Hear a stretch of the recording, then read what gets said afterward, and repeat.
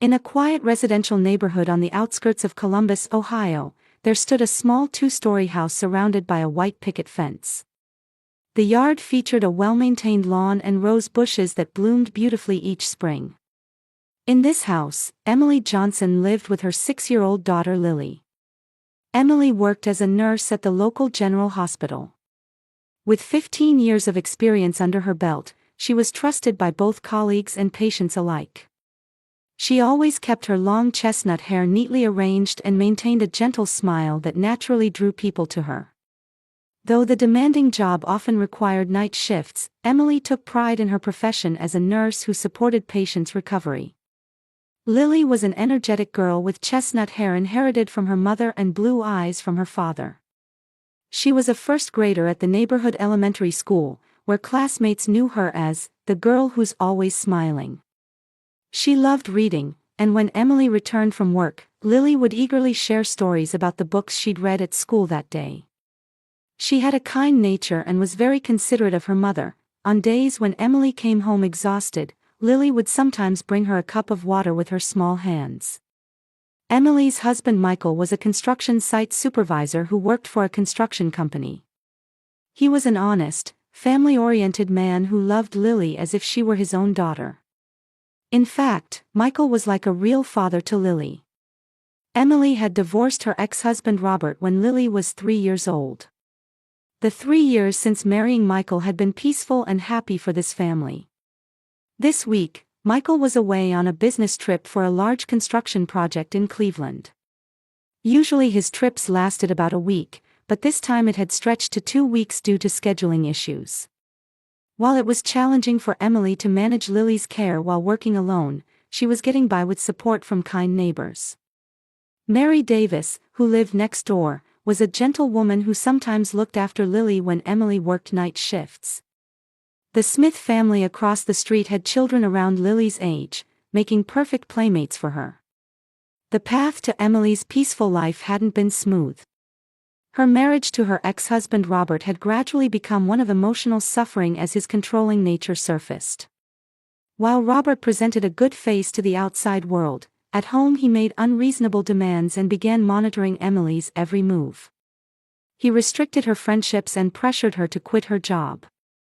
For a long time, Emily couldn't find the courage to escape this situation. The turning point came after Lily was born. For her beloved daughter's sake, Emily resolved to become stronger. She consulted with a lawyer and, after going through divorce mediation, finally gained her freedom. Robert was granted visitation rights once a month, but Emily remained constantly vigilant. Emily's meeting with Michael began with a small accident at the hospital.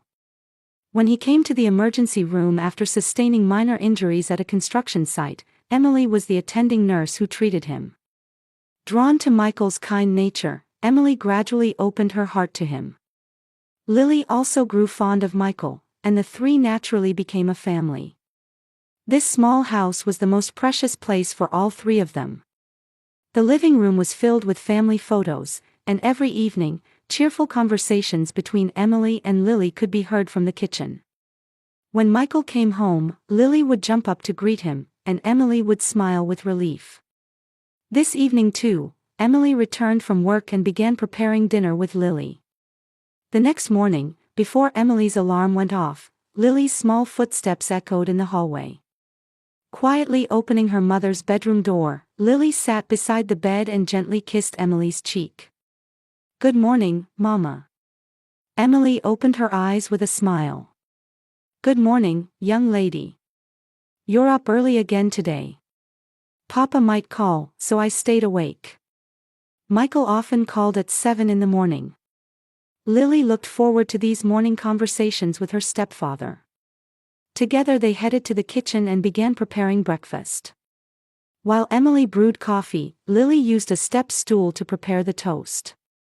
When the phone rang, Lily happily picked up the receiver. "Papa." "Good morning, Lily. Are you doing well today?" Michael's voice came through. "Yes. I have a math test today. I studied with Mama yesterday, so I'm sure I'll get a perfect score." Emily arranged breakfast on the table while listening to her daughter's confident voice. After talking with Michael, Lily ate her breakfast cheerfully and began preparing for school. While packing her textbooks into her backpack, she reported her day's schedule to her mother. After school today, I'm going to the library with Jessica. We're going to check out new books. That sounds nice. But make sure you're home by 4 o'clock. I'm making dinner early today. Emily was working the day shift at the hospital. Though she was tired from working the night shift the evening before, the morning time spent with Lily was a treasure beyond compare. She could see Mary Davis watering her garden. Emily waved from the window, and Mary responded with a smile. In this neighborhood, morning greetings were an important ritual to start the day. After seeing Lily off to school, Emily headed to the hospital. Columbus General Hospital was the largest medical facility in the area, and Emily worked in the internal medicine ward. She had built family-like relationships with her fellow nurses over many years. Good morning, Emily.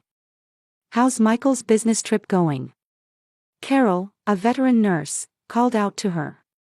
Carol, in her late 50s, was like a workplace mother figure to Emily. It's going well.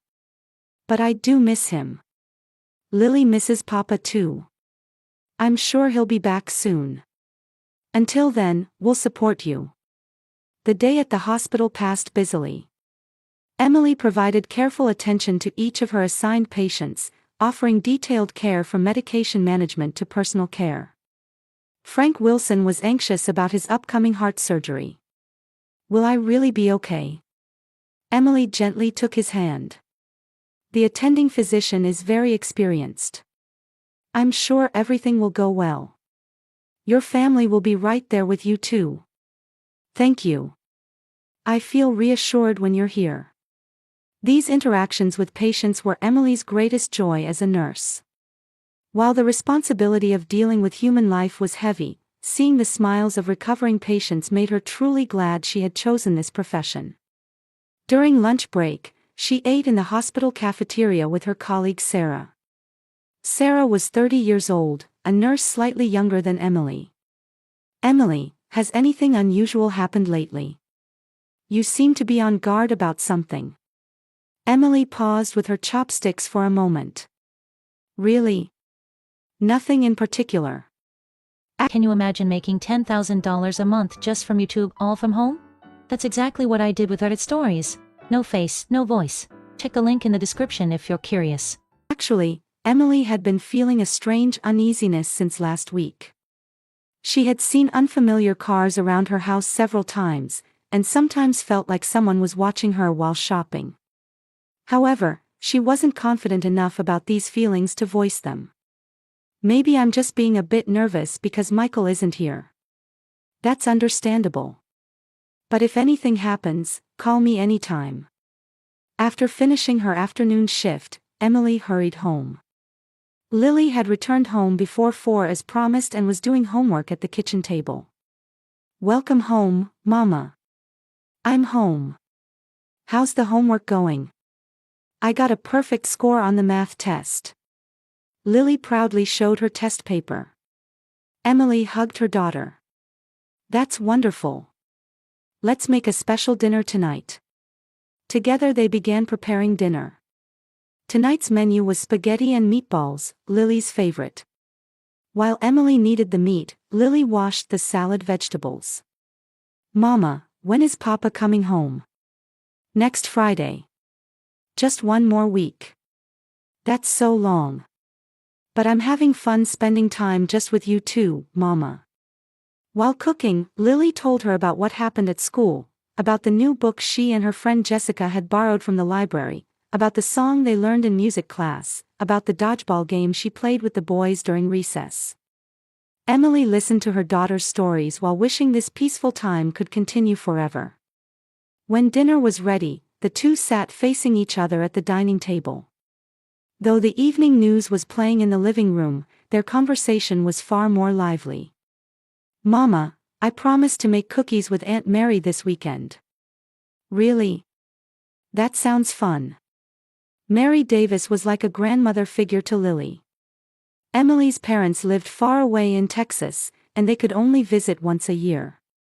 Michael's parents were also on the East Coast, making frequent visits difficult. Therefore, the bonds with neighbors were especially precious to this mother and daughter.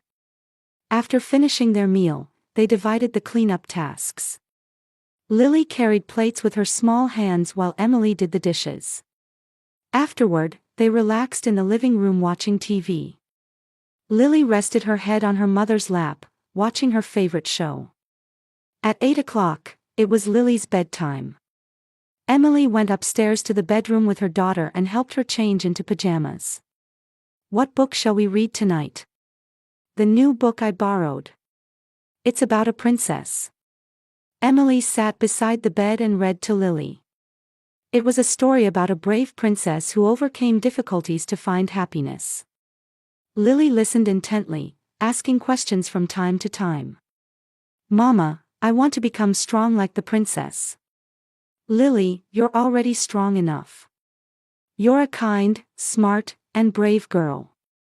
After the bedtime story ended, Emily gave Lily a goodnight kiss. "Sweet dreams." "You too, Mama. I love you." "I love you too." Leaving Lily's room, Emily went downstairs. While preparing tomorrow's lunch in the kitchen, she reflected on the day. It had been an ordinary day, but the time with her daughter, the fulfillment at work, and the warm interactions with neighbors, everything was a treasure to her. Michael called that evening.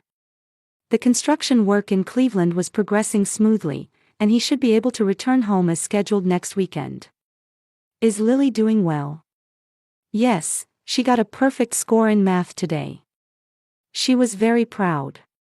"That's wonderful. I miss seeing you too." "We miss you too. But it's just one more week, right?" After hanging up, Emily opened her half-read novel while drinking coffee in the living room. It was a quiet night outside. Street lights gently illuminated the residential area, and occasionally the sound of cars could be heard from a distance. It was only recently that this peaceful life had begun to feel natural. During her life with her ex-husband Robert, such calm evenings were impossible to hope for. While savoring her current happiness, Emily turned the pages of her book.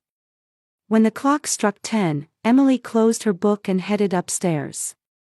Peeking into Lily's room, she saw her daughter sleeping peacefully. Listening to her small breathing, Emily felt grateful that she could welcome another new day with this child tomorrow. The next evening, when Emily returned from the hospital, she began preparing dinner with Lily as usual. Tonight's menu was chicken and rice casserole. Lily wore a small apron and helped wash the vegetables. "Mama, Jessica taught me something interesting today." "What kind of thing?" Emily asked while cutting chicken. "A secret code word. You use it when it's dangerous." Emily stopped what she was doing and turned around. "A secret code word?" "Yes. Jessica's mama taught it to her. You use it when strangers come or when you think something's strange." Though Lily spoke with childlike innocence, Emily was somewhat concerned. It reminded her of the uneasiness she'd been feeling lately. "What kind of code word is it?" When you say, 'I want pizza,' it really means, 'help me.' Isn't that interesting?" Emily smiled as she answered. "Yes, that's a clever code word. But I don't think you'll ever need to use something like that." Dinner proceeded with pleasant conversation. Lily talked in detail about what happened at school, and Emily shared stories about patients who had recovered at the hospital. Around 7:30, they finished eating and were cleaning up when suddenly, the front door was knocked on violently. Emily and Lily stopped what they were doing in surprise. At this hour, knocking so violently was not normal. "Police! Open up!" A man's voice echoed. Emily's heart began racing. "Police? Why?" "Mrs. Johnson, this is an emergency. Please open the door immediately." Emily looked at Lily.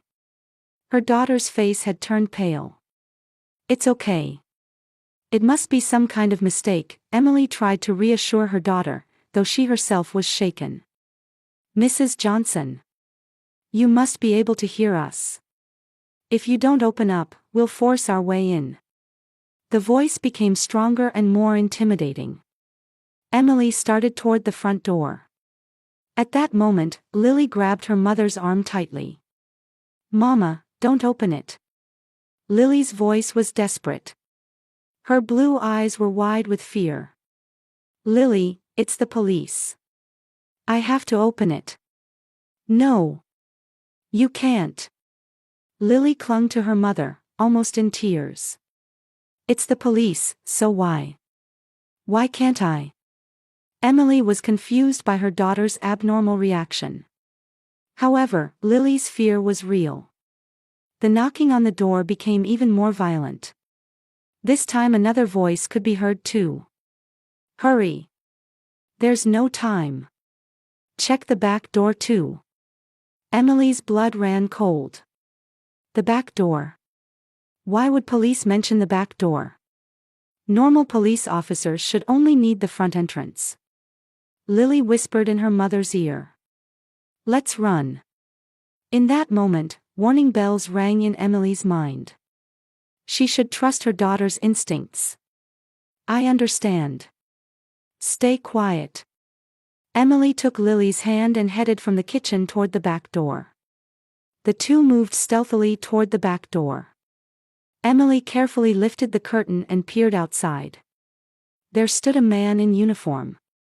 However, something was wrong. The uniform looked like it belonged to police, but there was something off about it. And the man was acting suspiciously. He kept checking his watch and talking on his cell phone with someone. Yes, I'm in the back. Ready to go anytime. Emily's heart nearly stopped. This was a trap. She quickly picked up Lily and headed to the basement. This house had a small hidden room that the previous owner had built. Michael had discovered it and stocked it with food and water for emergencies.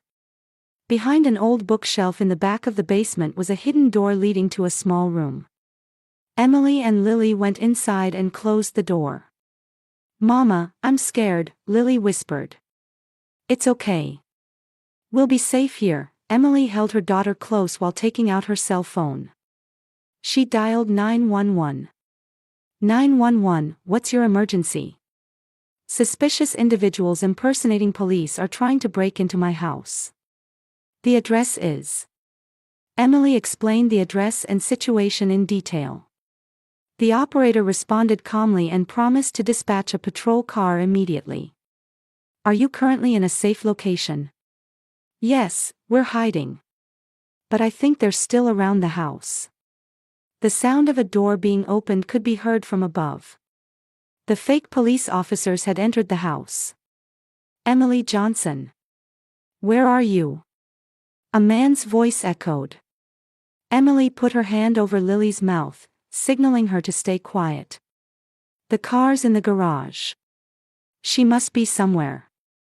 Check the basement. The sound of footsteps coming down the stairs could be heard. Emily and Lily held their breath. Footsteps passed in front of the hidden room's door. She's not here. Did you check the backyard? Yes, she's nowhere. Maybe she escaped. After a while, the house became quiet. However, Emily didn't let her guard down. They might still be nearby. 10 minutes later, the sound of sirens could be heard. Real police had arrived. Columbus Police. Is anyone in the house? This voice was clearly different. It had authority but wasn't intimidating. Emily carefully opened the hidden room door and stepped into the basement. Here. We're in the basement. A police officer came down the stairs. The uniform was real, and the badge was official. Are you Mrs. Johnson? Are you okay? Yes, I'm here with my daughter. Fake police officers tried to break into our house.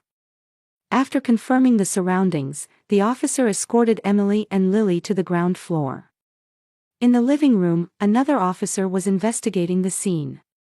The intruders appear to have fled. However, they left some evidence behind. The police officer asked Emily detailed questions about the situation, how many fake officers there were, what their voices sounded like, what kind of uniforms they wore, and other specific details. "Good job noticing, young lady," an older police officer kindly said to Lily. "Thanks to you, we were able to protect your mother." Lily was still shaking but answered bravely. "I wanted to protect Mama." Emily hugged her daughter. If Lily hadn't warned her, what would have happened? Why was my daughter able to sense the danger? Emily asked the police officer.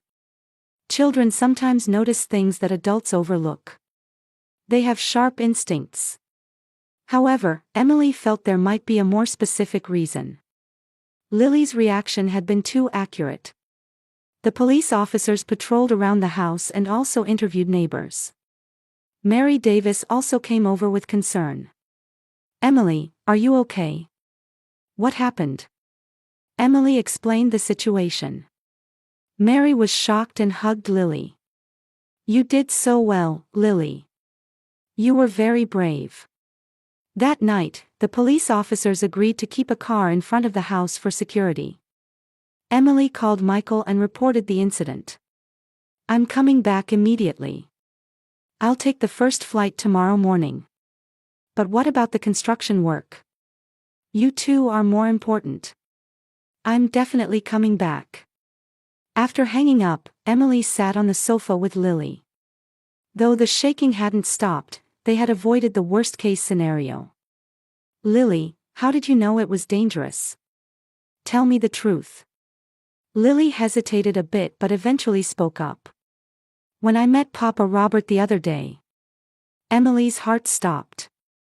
Her ex-husband Robert. It was during their monthly visitation. "What did you hear?" "Papa Robert was talking to someone on the phone. He said, 'Pretend to be police.' Then he told me, 'Don't tell Mama,' so I thought it must be something bad." Emily understood everything. This was Robert's doing. The people he hired had appeared as fake police officers. Their purpose was clear: they were trying to kidnap Lily. "Thank goodness you remembered. Thanks to you, we were safe." That night, Lily slept peacefully in her mother's arms. Early the next morning, Michael rushed back from Cleveland. When the front door opened, Lily jumped into his arms like she was bouncing. "Papa!" Michael lifted Lily up and embraced Emily with one arm. "I'm so glad everyone's safe. Don't scare me like that again." Emily felt her tension finally release in her husband's warm arms. She had barely slept the night before, but the sense of security from having her family together enveloped her. Around 10 in the morning, Detective Tom Harris came to visit. In his early 50s, he was a veteran who had handled domestic crimes for many years. "Mrs. Johnson, you had a terrible experience last night. Please tell me the details." Detective Harris, sitting in the living room, first spoke gently to Lily. "Lily, you were very brave yesterday. Can you tell me your story?" Lily was shy at first, but sitting on Michael's lap, she gathered courage and began to speak. 2 weeks ago, when I went to see Papa Robert." Emily and Michael listened carefully to their daughter's words. "Papa Robert was talking to someone on the phone while I was in the bathroom. The door was a little open, so I could hear his voice." "What kind of conversation was it?" Detective Harris gently encouraged her. "He said, 'Let's do it next Tuesday.' Then he said, 'Pretend to be police and surprise Emily.'" Emily's face turned pale. "Tuesday. That was yesterday. Did you hear anything else?" "He said, 'I'll take the child. Emily will never see her again.'" Lily's voice became smaller. "I got scared and quickly went back from the bathroom." "So what did Papa Robert say then?" "He said, 'Don't tell Mama about what you just heard. It's a promise.' But I knew he was trying to do something bad to Mama, so when people pretending to be police came yesterday, I thought they must be Papa Robert's friends." Detective Harris nodded with admiration. That was very smart thinking. Thanks to you, we were able to protect your mother. Next, Detective Harris asked Emily for detailed information about the situation.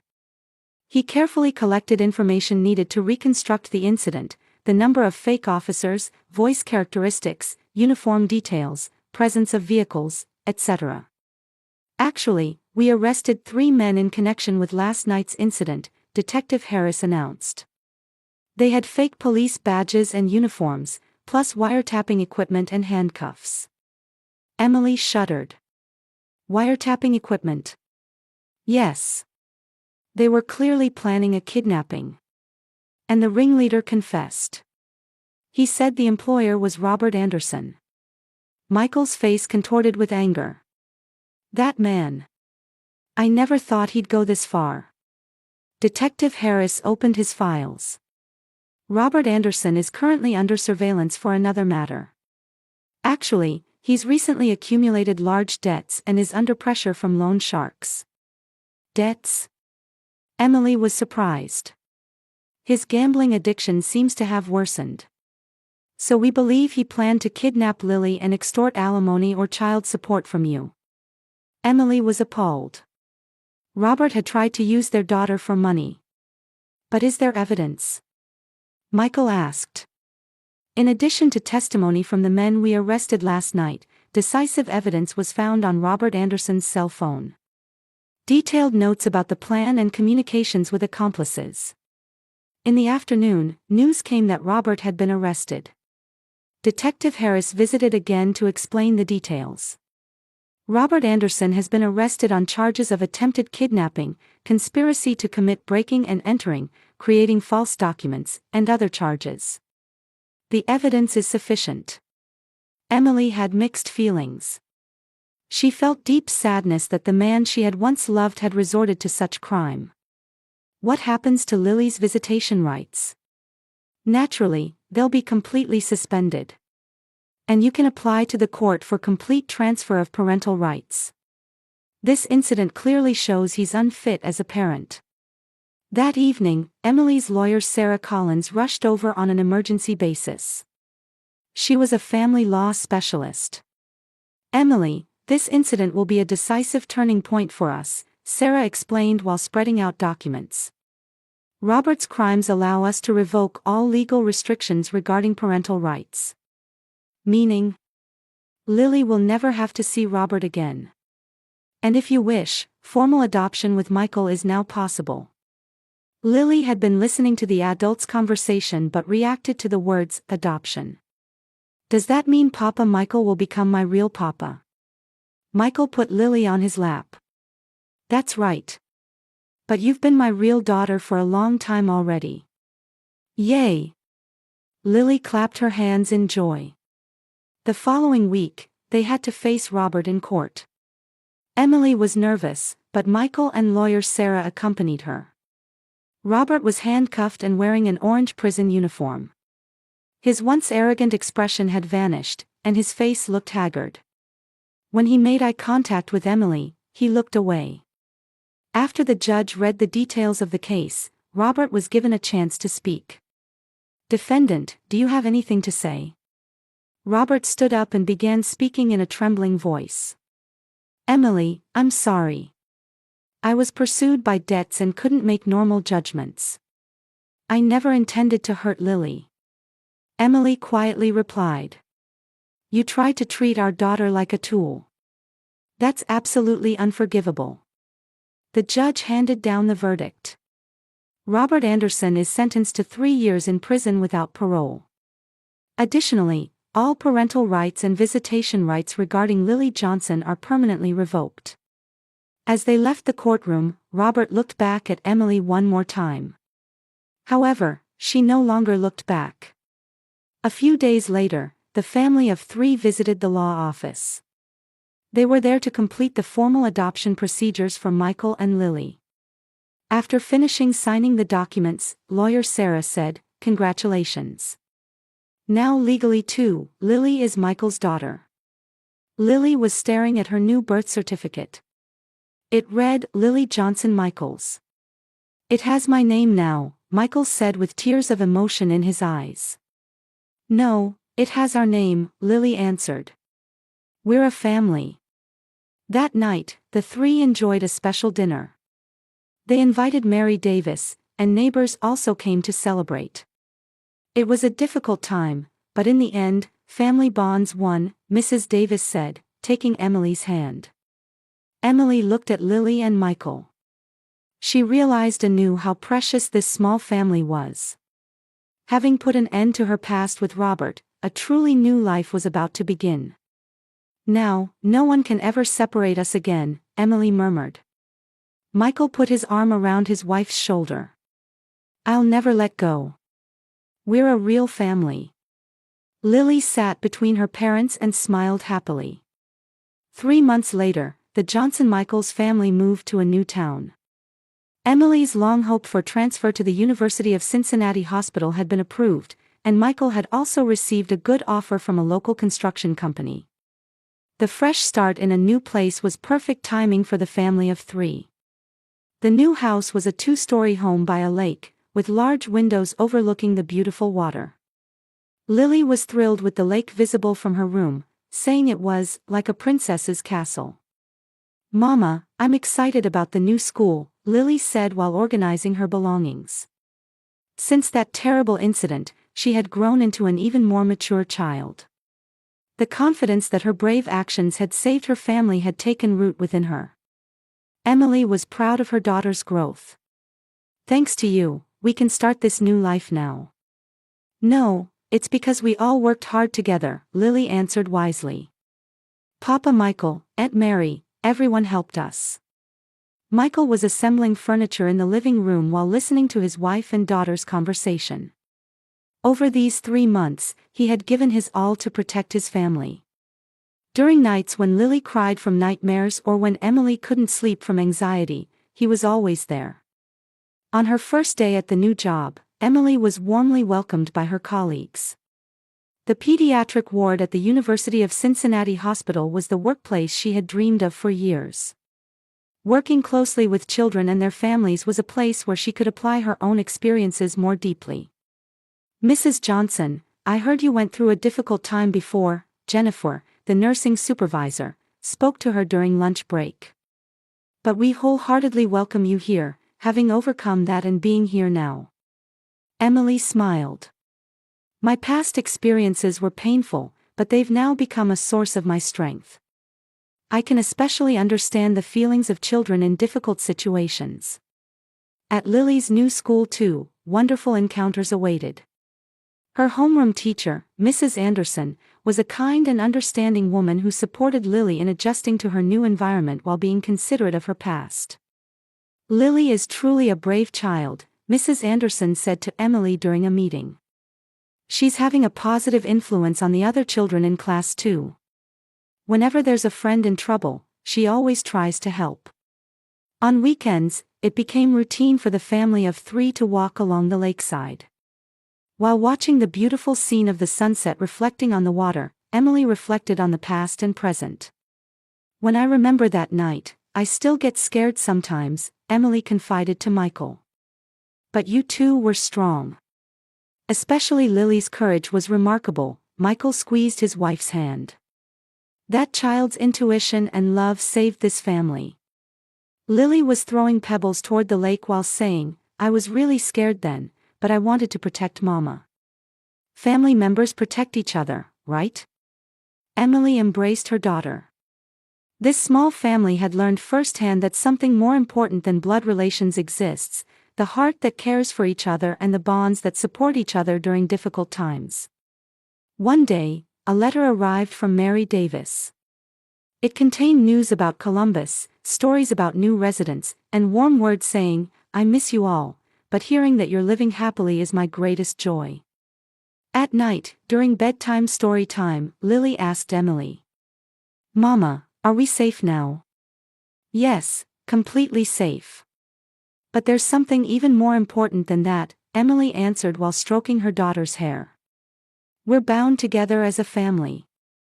No matter what difficulties come, we can trust each other and support each other to overcome them. That's real strength. I understand. We're the strongest family, Lily smiled with satisfaction.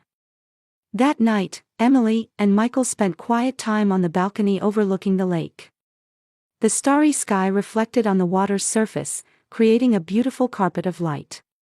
No matter what happens from now on, we'll be okay, Emily said, leaning against her husband's shoulder. Yes, we'll definitely be okay. With you and Lily, we can overcome any difficulty. In the distance, the call of a night bird could be heard, and small ripples spread across the lake's surface. The new story of the Johnson-Michaels family was beginning quietly but surely. They understood from the bottom of their hearts that a true family is not bound by blood relations, but by strong bonds of love, trust, and the determination to protect each other.